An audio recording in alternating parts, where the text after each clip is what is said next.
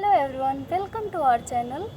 Guys, I hope you all are doing great and मैं भी एकदम बढ़िया स्वस्थ मस्त हूँ। आज का दिन बहुत ख़ास है हमारे लिए। आज 2 अक्टूबर है और 2 अक्टूबर को हमारे देश के दो महान शख्सियत जिनका अतुलनीय योगदान रहा है हमारे देश को आज़ाद कराने में, हमारे देश के आज़ादी के जो भी जर्नी रही है उसमें गांधी जी, महात्मा गांधी और दूसरे लाल बहादुर शास्त्री जी, दोनों का ही योगदान बहुत अतुलनीय रहा है।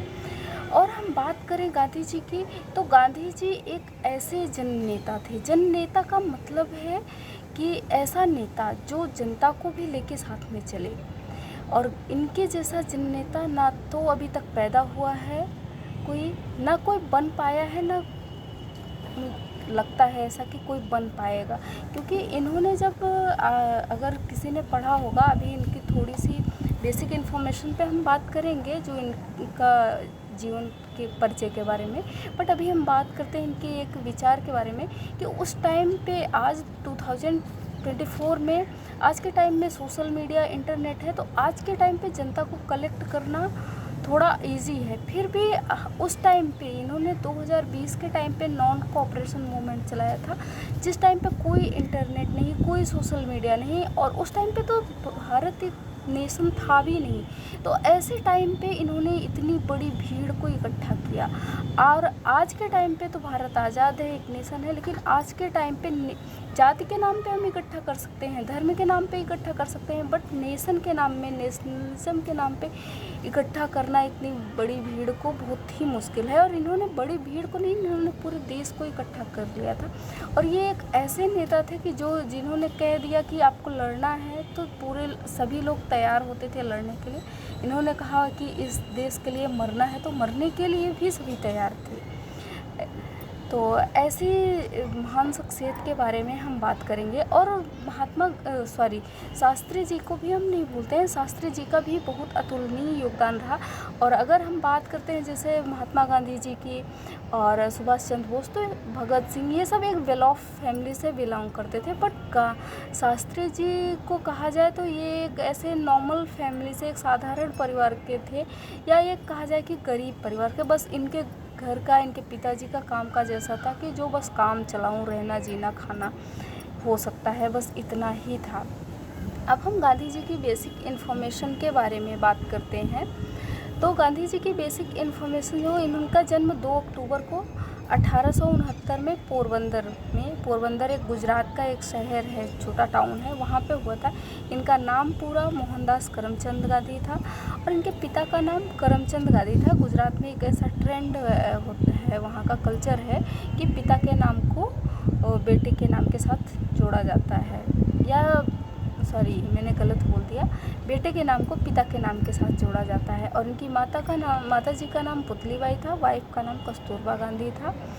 और इनकी डेथ 30 जनवरी 1948 में हुई थी। बहुत सी ऐसी जानकारियाँ हैं, बट इतना मैंने बेसिक वो इन्फॉर्मेशन दी है। गांधी जी 1915 में 9 जनवरी को वहाँ अफ्रीका से आए थे। उस दिन को हम प्रवासी भारतीय दिवस के मनाते हैं। और इनके, अब हम बात करते हैं इनके कुछ विचारों के बारे में। जैसे कि इनका एक वो उद्देश्य था अहिंसा। तो अहिंसा का मतलब ये नहीं है कि हिंसा नहीं करना। अहिंसा का मतलब, इनके विचार का मतलब था कि हृदय परिवर्तन करना। जो आपके साथ हिंसा कर रहा है उसके साथ आप ऐसा व्यवहार करिए कि वो आपके साथ हिंसा ना करे।